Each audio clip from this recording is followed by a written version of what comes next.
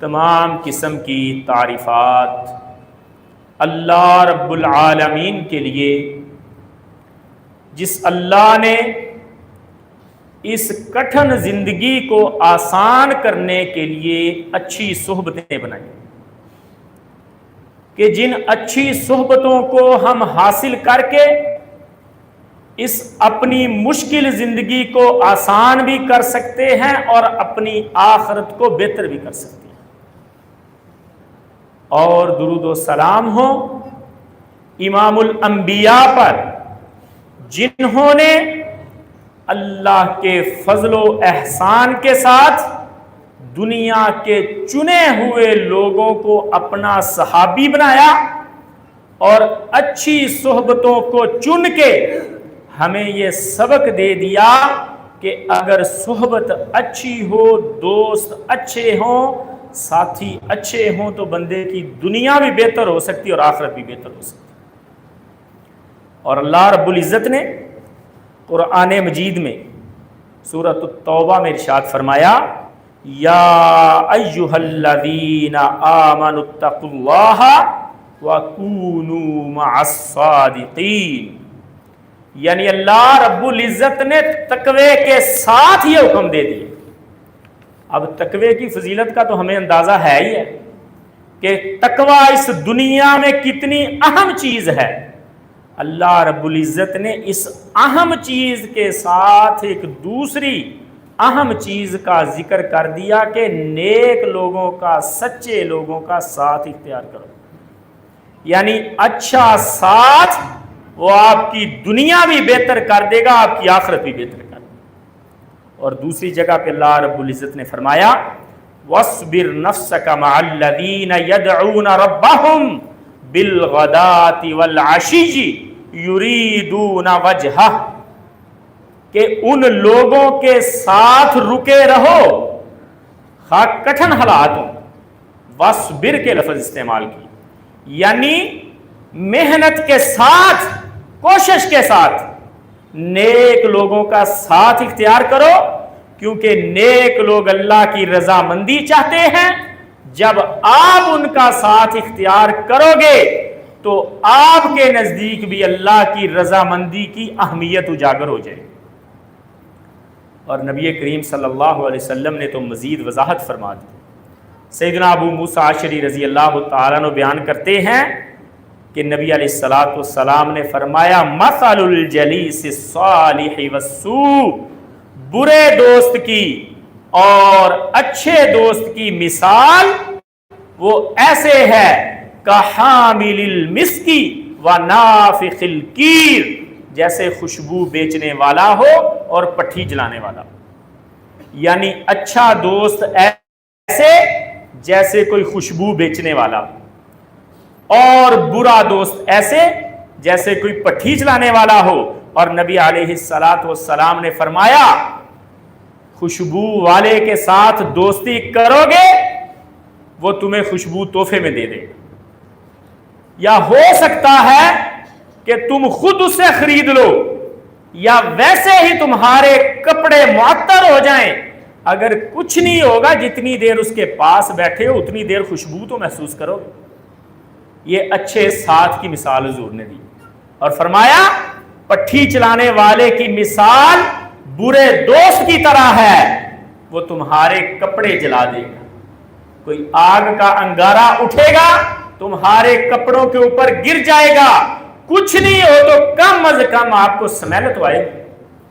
جتنی دیر بیٹھے ہیں دھوئیں کی سمیل تو آ رہی، تنگ تو ہو رہے ہیں، پریشان تو ہو رہے ہیں۔ اور نبی علیہ الصلوۃ والسلام نے فرمایا کہ اچھی مجلس کو اٹینڈ کرو، اچھے دوستوں کو اپنے دوست بناؤ۔ اور امام ابن قیم رحمہ اللہ کہتے ہیں کہ اچھی دوستی کے 6 فوائد ہیں۔ اچھا دوست آپ کو 6 بری چیزوں سے نکال کے 6 اچھی چیزوں کی طرف لے جائے گا۔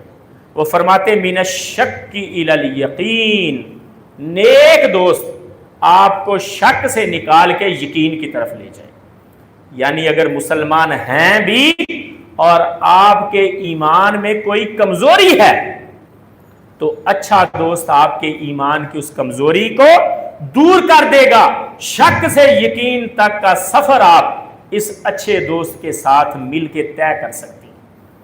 اور امام ابن قیم رحمہ اللہ کہتے ہیں وَمِنَ الرِّيَاءِ إِلَى الْإِخْلَاصِ، اچھا دوست آپ کو ریاکاری سے نکال کے اخلاص کی طرف لے جائے، اور یہ بہترین منزل ہے کہ آپ ریاکاری سے نکل کے اخلاص کی منزلوں تک پہنچ جائیں۔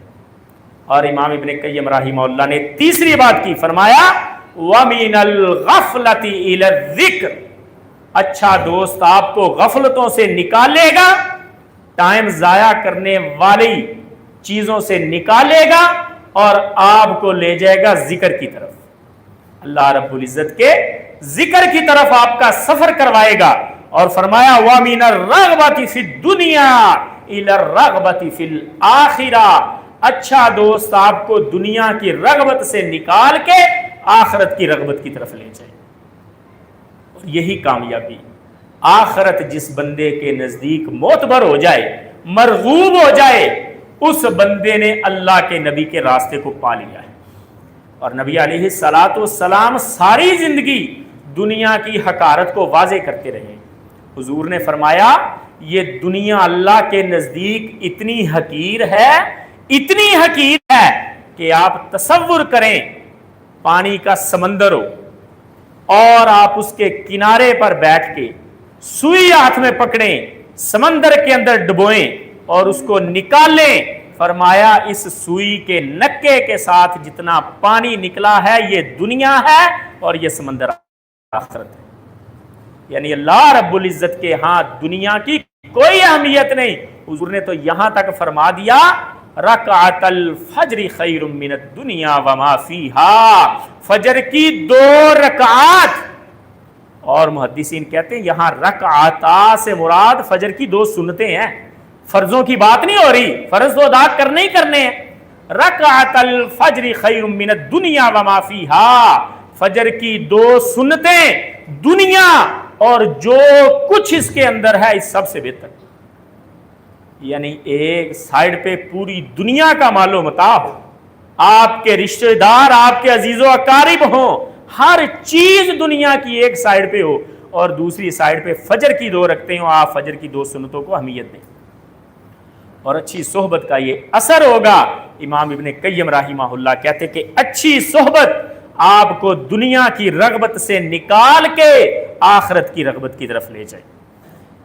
وَمِنَ الْكِبْرِ إِلَى التَّوَاضُعِ، اور اچھی صحبت آپ کو تکبر سے نکال کے عاجزی کی طرف لے جائے، تواضع کی طرف۔